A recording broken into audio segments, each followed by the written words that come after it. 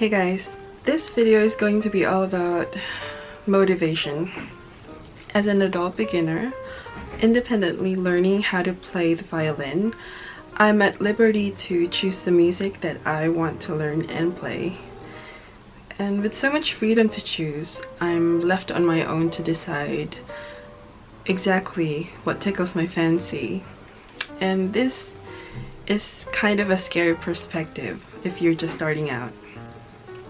In this video, I will share with you what has kept me motivated in pursuit of learning how to play the violin as an adult beginner. But first, I must preface this video by saying that I'm not following a particular curriculum, nor am I dedicated to a singular approach for learning. What I'm saying is that I'm simply taking steps towards my goal, which is to play even just a little bit from my favorite violin concerto, Tchaikovsky in D major. So I guess my very first step would be to have a very specific goal. When you decide to do something for a specific reason, all of a sudden you will soon realize what steps you'll need to take to reach that goal. Here's a little fun story that I would like to share with you all. Before I actually received my first violin, the first book that I bought is, you guessed it, it's the Tchaikovsky Violin Concerto, and this is just the violin part. So it came with a CD, orchestral backing track, as well as the piano part.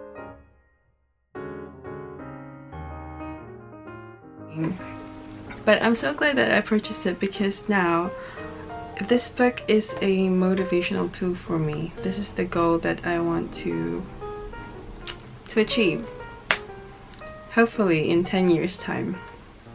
I'm not sure how quick I'll get there, but I'm slowly working my way towards this goal.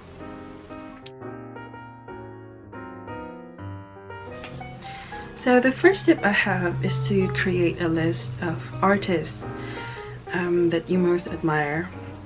So for myself, I have a very long list, and to name a few, I love Hilary Hahn, Julia Fischer, Maxim Vengerov, and this dude who captivated me with his playing of Czardas by Monty.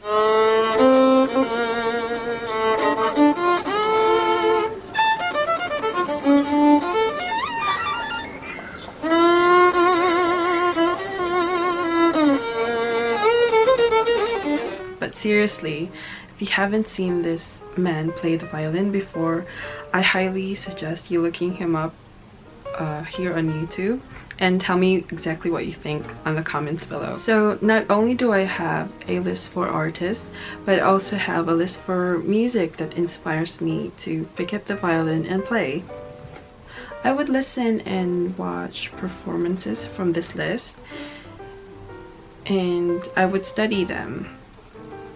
I quickly learned how to use my eyes and my ears to discern how each artist perform their pieces in real time.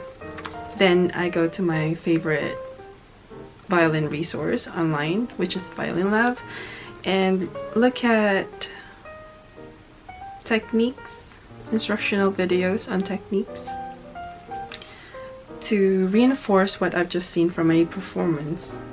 And I do this because it's one of my goals to obviously build up my repertoire, and to slowly see my goals coming to life is really motivating. Second tip is to use your resource. I feel so lucky to have found Beth's instructional videos. I cannot tell you how incredibly engaging it is to study in this way. And the fact that it can be accessed by, people from different parts of the world is just so amazing to me.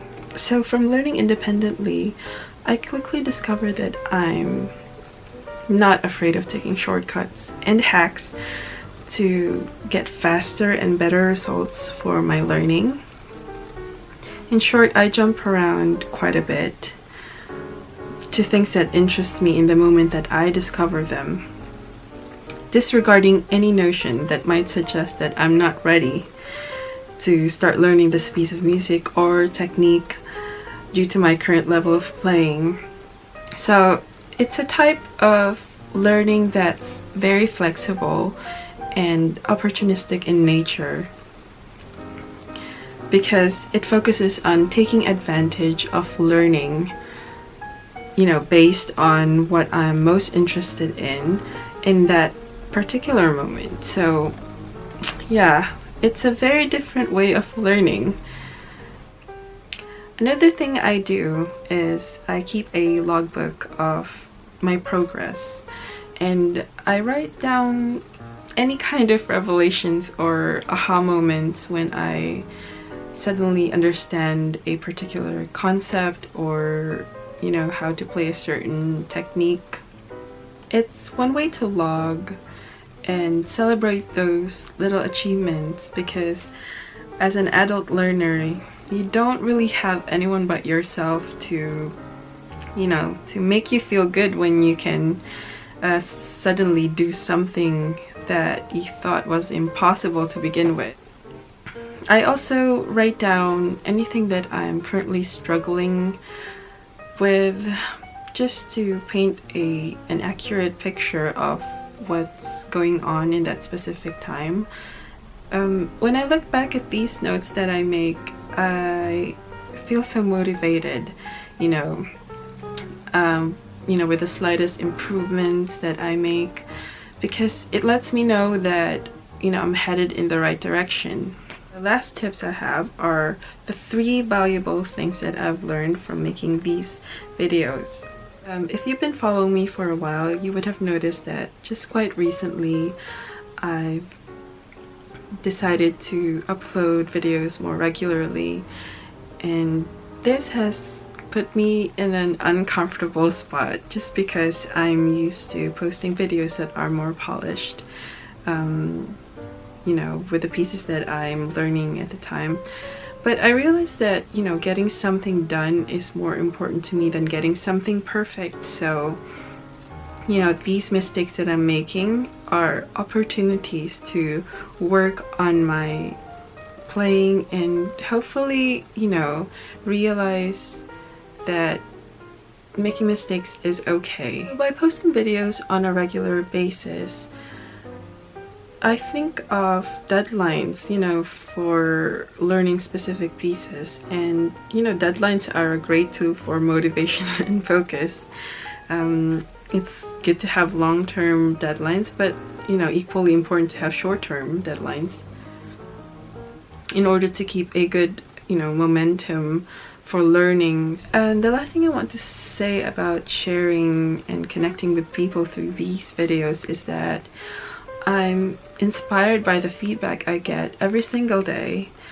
And you know, as an avid viewer of progress videos myself, I can tell you how inspiring it is to see other people reach their milestone in violin playing, and it's just amazing to see this community growing.